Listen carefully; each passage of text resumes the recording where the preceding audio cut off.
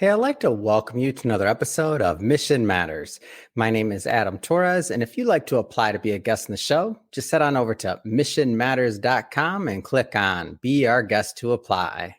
All right, so today is a very special episode. We have Jessica Nava on the line, and she is the Chief Growth Officer over at the Moxie Exchange, which is home of the Everyday Inclusion app. And I'm happy and proud to announce that Jessica will also be a new author in one of our upcoming business leaders books. So we got a whole lot to talk about today, but I'll just first start off by saying, hey, Jess, welcome to the show. Hey, thanks so much for having me. I'm so excited to have the conversation. All right, so we have some big topics to tackle today. Of course, I want to get into the Moxie Exchange and the Everyday Inclusion app, and then our overall topic, really diversity, equity, and inclusion in the workplace. Big topic in the media that I don't feel like gets enough attention, so I'm happy to shed some light on your experience as well in the space. But before we do all that, we'll start this episode the way that we start them all, with our Mission Matters Minute. So Jess, we at Mission Matters, we amplify stories for entrepreneurs, executives, and experts. That's our mission. Jess, what mission matters to you? I absolutely love this. My leadership motto is ensuring that every voice is heard, including my own, which really weaves into what I'm doing personally and professionally. And it's about making sure that not only do we have representation, but we allow people to feel comfortable, confident, stepping up into their power, becoming leaders, and really doing what matters to them most. I think for so many years of my career, I sat back and watched other people lead and do things that I really wanted to do because I didn't see women stepping into their power. And so finally, I found the opportunity to find my confidence, to find my voice. And that's what I'm doing in the diversity, equity, and inclusion space. Yeah. It's great. And I love bringing mission-based individuals and executives on the line to share, why they do what they do, how they do it, and really what we can all learn and gain from that so that we can all grow together. So the whole point of the Mission Matters platform is for us all to grow together. So great having you on. And just to get us kicked off here, maybe let's go a little bit, kind of further back into your career. Like how did you get involved and or interested in this space of working on first off growth, and then obviously the diversity side of things? Like was it a moment, was it a progression? Like how did all that transpire? Yeah, I love it. So I've spent 23 years in my career. I graduated from Drexel University in 2000 and went right into sales. I fell in love with business development. I had been an athlete, a competitive athlete when I was younger. I played 2 Division I sports. That's where it comes from. I know you're competitive. Right. And so I absolutely loved being in sales. I loved hearing about other people's stories and what made them successful as business owners, similar to honestly what you're doing here in your podcast. Yeah. And so I worked my way up into enterprise sales, working with large organizations, and ended up at a company called Qualtrics, which is a software platform, a survey platform based in Utah, global company that had just gone through an IPO, an initial public offering. And I ended up being the first and only female sales leader in their Provo, Utah office. And so for an entire year, I was the only. Now, Adam, I was used to being the only in the room, but this was like the only on steroids. Yeah.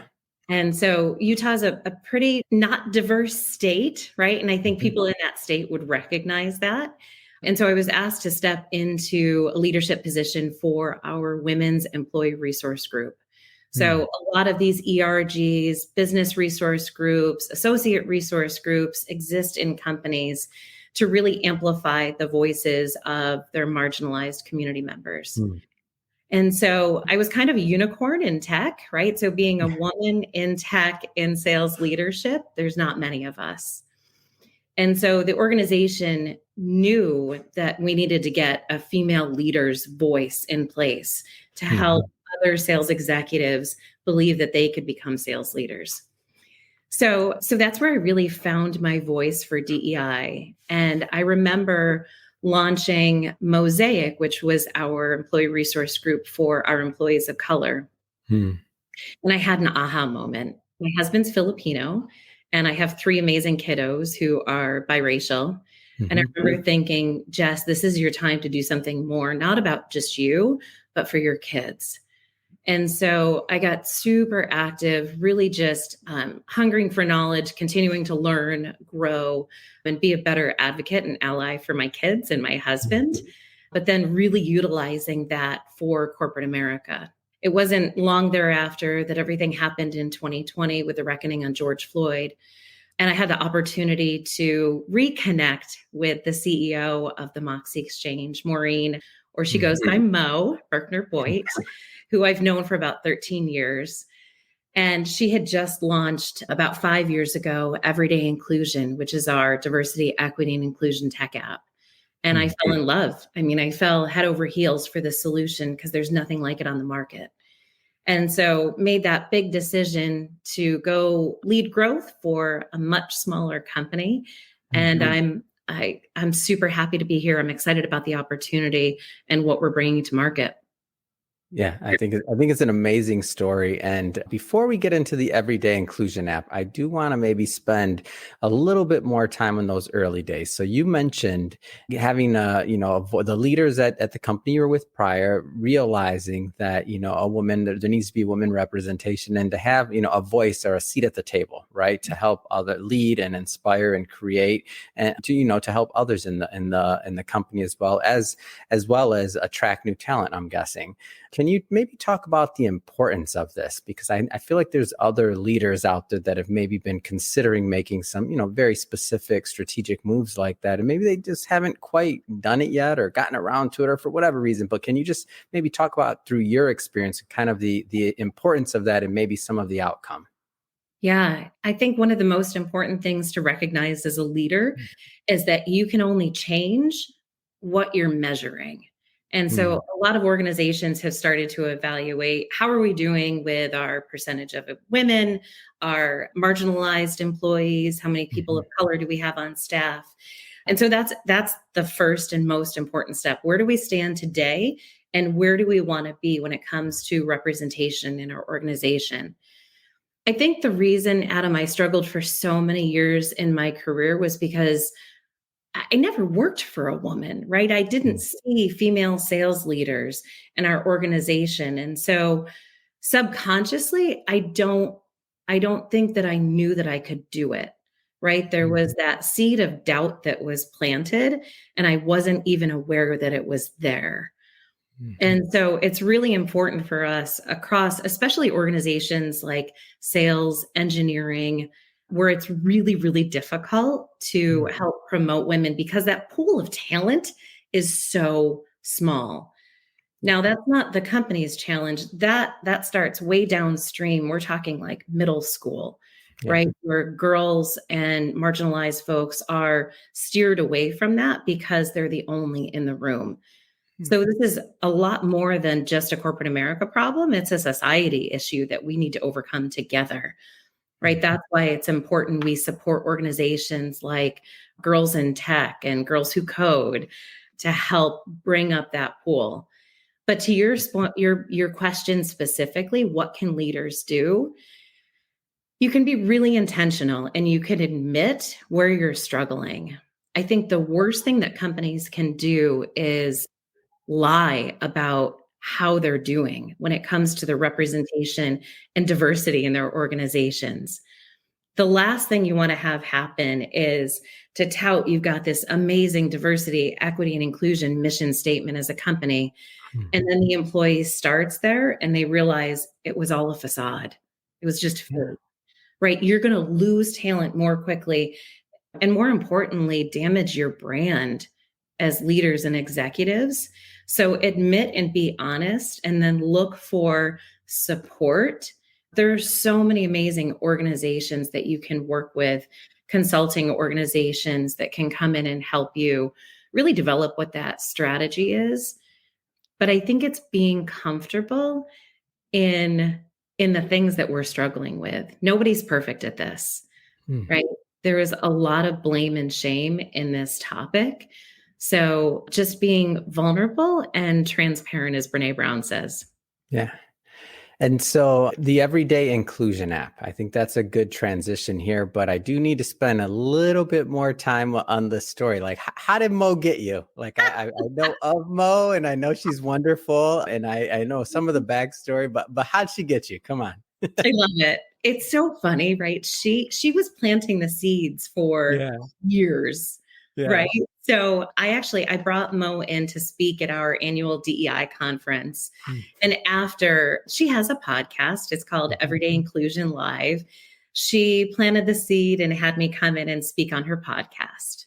So that was step number one. And then Yeah. after that, right, it was just this kind of let's have like a monthly conversation and see how you're doing. And I really appreciated her mentorship as a female executive, and needed that in my life. So, she would kind of just throw it out there. You should join the Moxie Exchange. Have you ever thought about leading growth for a company? And so finally, we had, as a family, moved back from Utah to New York. And she was like, Jess, now's the time. And I was like, you're right, Mo. Now is the time. Let's go. So it was her magnetism. And by the way, for any of the, HR or corporate leaders out there that I tell all the time, podcasting works. I mean, it starts with bring that executive on the show and, start building that relationship and continue to build it. Look at that. Exactly. and quick plug to Mo as well. And the podcast you brought up, long time running podcast. I think you're going on 100 episodes. Am I off on this or? No, you're right. We're just about to have our 100th episode. So man, that's huge. And I got a sidebar here for a moment. And I mean, just tell us a little bit more about the show, because I definitely want my audience to go check it out as well. Yeah. So Everyday Inclusion Live is really to amplify the work of people in the diversity, equity, and inclusion space. We have folks from academia, higher ed. We just had someone on from Howard University, Erin McInerney. We've got company chief diversity officers, those that are doing the work, those that are focused on funding, legislative, education, all of those core components to really move the needle forward in DEI in our communities. Yeah, that's exciting. And what kind of so I get the focus, but is it interviews? Is it kind of roundtables? Like how is the content delivered? Yeah, great question. So it's both. Most of the conversations are one-on-one. So Maureen, Mo will do one-on-one conversations and we'll talk about what that person is most passionate about, right? Typically three questions. And we're really just amplifying what they want to talk about, what's most important, or what they're trying to do to move the needle in the space. We've done some panel conversations. We just actually launched our inclusive selling module within the app. And so we brought on a couple of amazing chief revenue officers, consultants, and an enterprise sales rep to talk about what does inclusion look like in the sales organization? What does it need to look like in the future? And let's spend some time actually on the app while we're at it, because probably our listeners and viewers are like, okay, they keep on bringing up this Everyday Inclusion app. What is it? Like the name kind of gives it away, but maybe let's go a little bit further and just give the audience a little bit of the background on the Moxie Exchange and the app as well. Yeah, so the Moxie Exchange has existed now for over 13 years. We started out as a women's peer advisory group before that existed for women. And so Mo's always been cutting edge. I will say that. And the app is cutting edge. No one in the market has anything like what we do today. So she continued to evolve and grow. The women were coming back. I was one of those women, by the way. I was one of her first members. So that's how I've known her for so long. The women were coming back and saying, Mo, we're leaning in so far that we're falling over. The system is broken. And so she continued to pivot and evolve. She then developed unconscious bias training, put an online portal together for companies to then do learning and development training in their organizations. About 5 years ago, she came out of a conference and everybody's faces were buried in their phones. We had that light bulb moment, right? Where she was like, that's it. I need to create an app. Now, woman with an org dev background, right? She is not a tech person. She'll tell you this herself. And so now here she is, an accidental tech CEO. Yeah. The important thing about this is it's a really simple solution with the sophistication of neuroscience behind it. Hmm. So people on average check their phones about 96 times a day. That's overwhelming. Yeah. But what we're doing is we're breaking into an existing habit loop. So Hmm. we send a quick nudge to your phone. I do mine at 8:30 in the morning with a cup of coffee. Hmm. And the nudge is anywhere from 30 seconds to 3 minutes. And Hmm. I'm watching quick videos, interviews, stories, seeing biographies, learning a definition of a term maybe that I'm unfamiliar with. Hmm. And what we do is we build this foundation of knowledge and resources for folks, creating psychological safety in the workplace. Yeah. Now, go ahead. No. Go ahead. Go ahead. Yeah, I was going to say the fun part of the app is we've built in a ton of gamification. So there's badges that can be earned, there's confetti that drops, dopamine hits, really to kind of keep you going through your journey. Yeah. But then the most important part, and I think this is where executive teams and boards of directors are really pushing back on chief diversity officers right now, is saying we need data, right? We need to know how this is measurably being improved. And so on the back end, we provide a really comprehensive, sophisticated data dashboard. Wow. Like we can literally see the impact of the actions and predictively have data for leaders to know what they need to do next. Yeah. And one distinction I want to make here, just so that everybody's aware, and as we started out this conversation as well, is that this is a B2B solution, right? So meaning like companies can get this app for their entire workforce. Am I off on this or? No, you're 100% right. Today, we work with organizations like Ford, Nestle Purina, the Mayo Clinic. We're just about launching a pilot with Fidelity. So massive organizations that think of employees who are untethered to their computers, right? So they're on a manufacturing shop floor, a call center, right? How do we get to all of those employees? We find that we have a lot of success in that space. Yeah. And so you mentioned the dashboard. I do want to circle back to that because leaders love dashboards because like you said, you can't improve what you can't measure, right? So like, how have you seen maybe some of that data being used in, well, we know how it's gathered right through the app, but how have you seen leaders taking that data and then, making decisions based off of it? Like, can you give an example or just some ideas around that? Yeah. So we have what we call our quarterly rhythm of inclusion. And so at the end of the quarter, after you've gotten all of these amazing nudges, we're going to then take a really quick pulse with 4 questions. I feel like I'm included and belong on my team, by my manager, at the company, and I feel like I make others feel included and belong. So what we do with that emoji-based response is we look by region, by business unit, by function. How are those teams doing with driving inclusion and belonging at their organizations? And so we see leaders coming back and coaching based on that, right? If a region is really struggling and they've got a bunch of red frowny faces, then we've got some coaching to do. Better yet, if we've got a region that's got a bunch of green smiley faces, let's amplify the work that they're doing. Let's get them on an all hands call and talk about what they're doing on their team, because clearly they're doing something right to drive a positive culture. Yeah. And you mentioned some pretty large companies like Ford, right? Mayo Clinic. I mean, big, large organizations. So is this primarily an enterprise solution or kind of what's the range of maybe workforce that it would be appropriate for? Yeah, great question. 50% of our customers are enterprise organizations. 50% are smaller businesses with less than 100 employees. And so we kind of liken the tool to a Swiss Army knife. There's 100 different ways that you can use the tool. So maybe an organization doesn't have a chief diversity officer. Maybe they don't even have a DEI mission or strategy in place yet. This is a great foundation to start building your program.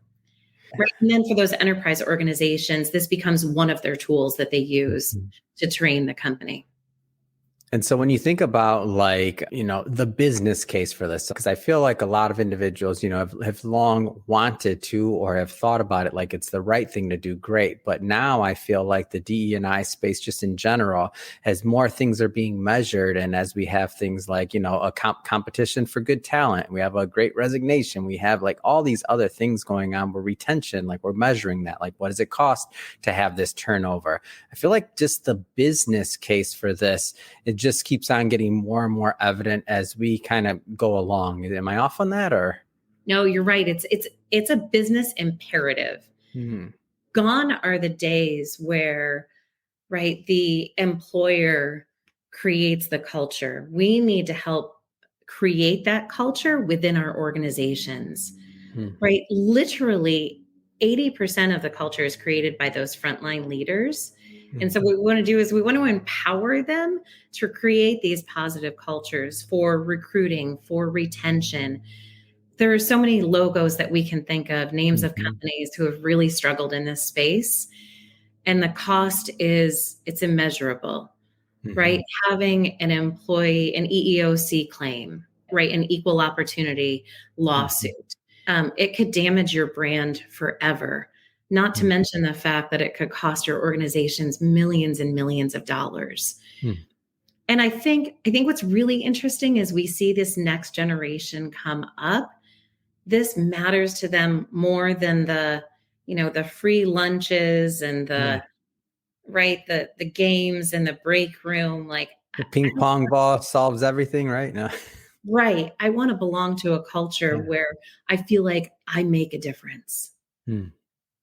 So how can men be part of this equation? And like, how do we activate allies? Like, how does that part of it work? Yeah. So we can't make these decisions in a vacuum, right? We need everyone at the table. And so when you think of corporate America, 75% of the leaders are typically white men. And so we need them as leaders, decision makers. By the way, almost all of them are fathers, husbands, right? So, I mean, this is not a woman problem or a marginalized employee problem.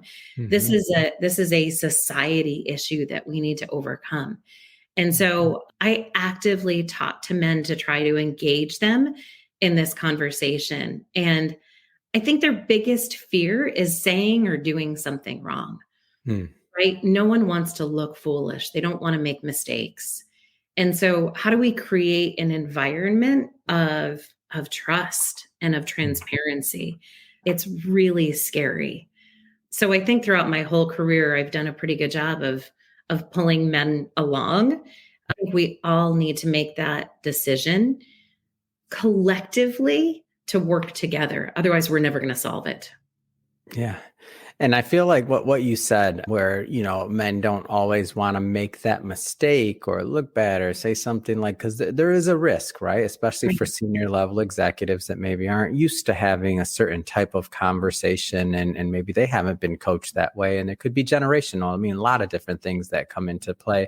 But I feel like just where we're at, like that can no longer be an excuse. Like we have to push forward. We have to continue to get better at this, and also to really encourage by doing things like the Everyday Inclusion app, like the Moxie Exchange, by supporting organizations and bringing on tools from those that, just like in consulting or other parts of our business, this is exactly the same thing. It's just in maybe an area that not all people are, up to date on, right? So just like if you're manufacturing and you need to bring a consultant, same thing is the way I see it if we start taking it that way. But to me, it's so much more important because it is dealing with the most important product, the most important part of your company and or business, which is the people, right?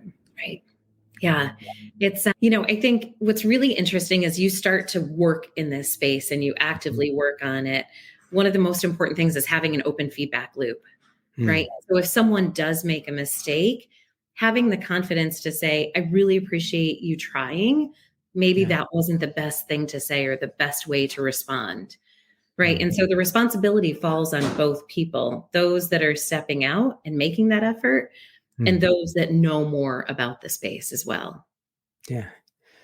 Well, Jessica, I do want to spend just a minute or two on the book that we'll be doing together. Just for everybody watching this, just so you know, of course, Jessica, we will be bringing Jess back on the show to do a full interview on the book when it's actually live. So today's just a little bit of teaser, introducing Jess to the community, of course, and of course, learning about the Moxie Exchange and the Everyday Inclusion app. But Jess, just keeping it kind of high level, what are some of the things you hope to propose in the upcoming book? Yeah, well, I'm so excited about the chapter and the book. I've been writing a book for a decade, and it's about my belief in feminism. And I don't mean feminism of the 60s, I mean feminism of 2023 and what does it look like in the future? And to the question that you asked, right, how do we get allies engaged? That's really my whole mission and purpose in life, is to bring everyone into the conversation. And so really excited to explore people's stories, right? How have they experienced, whether we're looking at Ruth Bader Ginsburg or we're looking at, I mean, there's a plethora of individuals that I'm going to be interviewing for my full-time book. And I do a teaser of that in this chapter. My goal is really to inspire those to create action. It's about making one small step. It's not about the end goal or where we need to be, because the reality is, I don't think I'm going to see it in my lifetime, right? We've got so much work to do to get to a fair and equitable corporate America. So my challenge is one small step. What can we do daily, weekly, monthly, quarterly to make a more inclusive workplace? Well said. And I'm going to cut you off there because I have so many more things I want to say, but we're not. This is what we call a teaser for everybody watching. We will be bringing Jess back on when the book's actually out and live. Well, Jess, I just have to say, really, it has been a pleasure having you on the show, getting to know more about you, your background, how Mo snagged you with use the old podcast technique and brought you on the show. And of course, in all sincerity, built a real relationship with you where you felt comfortable and where you wanted to support the mission, which I think is awesome. That being said, I mean, I just have to ask, you got a lot going on. Book, Everyday Inclusion app, Moxie Exchange. You're writing another book, which I can't wait to see as that develops further as well. But what's next? I mean, what's next for you? What's next for your career? Yeah, thank you. We want to take the app global, right? We literally want to see Everyday Inclusion in 10 million hands. And so I'm building a partner ecosystem, working with some of the best consulting companies throughout the world. That's what's next at the Moxie Exchange. There's a lot of product development that's happening in the app. You mentioned my book. I've got to get that book out. I'm committing to all of you today that I'm going to launch that next year. Yes. That's going to be published and out there. Yeah. And then I really want to start to give back to younger individuals in the community. So I've become a big sister. I've gotten engaged in our local Kiwanis organization again, because I really believe that we owe it to the next generation to help support them and bring them into the future. Amazing. And if people are watching this or listening to this and they want to learn more about the Everyday Inclusion app, I know a lot of business leaders and entrepreneurs that watch this and may want to learn about, what it takes to bring it to their organization. What's the best way for people to follow up? Yeah, so we do demos of Everyday Inclusion. So you can go on our website and check it out. Connect with me on LinkedIn. I'm building a massive network of inclusion champions, as we like to call it, the Moxie Exchange. So I do demos with people throughout all of their organizations that want to be champions or allies. And then maybe they bring it to their chief diversity officer or their chief human resources officer. So I'm really open to having conversations with anybody about the app. I think you'll be blown away by it. That's amazing. And if people want to listen to Everyday Inclusions live, which is going on its 100th episode, how do people connect with that? Absolutely. So we're on Instagram, we're on LinkedIn, the Moxie Exchange. You can follow us and then you'll get a notification that we're going live. And we're also looking for guests. Adam, I hope you're going to be one of our guests soon. Oh, I'm in. I'm always in. Let's go. You just tell me I'm there. Okay, great. Fantastic. And we'll, by the way, we'll put all the links and all the information in the show notes so that our audience can just click on the links and head right on over. And I definitely want you to go check out the app and connect, have your organization connect with Mo and Jess and their team. And then, of course, check out their show. I mean, you'll be blown away. So again, going on 100 episodes, and we'll have links to all that in the show notes. And speaking of the audience, if this is your first time with Mission Matters or engaging in an episode, we're all about bringing on business owners, entrepreneurs, executives, and experts and having them share their mission, the reason behind their mission, really what gets them motivated to go out into the world and to make a difference. If that's the type of content that sounds interesting or fun or exciting to you, we welcome you. Hit that subscribe button because we have many more mission-based individuals coming up on the line and we don't want you to miss a thing. And Jess, really, it has been a pleasure. Can't wait till we get to do this again when the book is out and live. Me too. Thank you.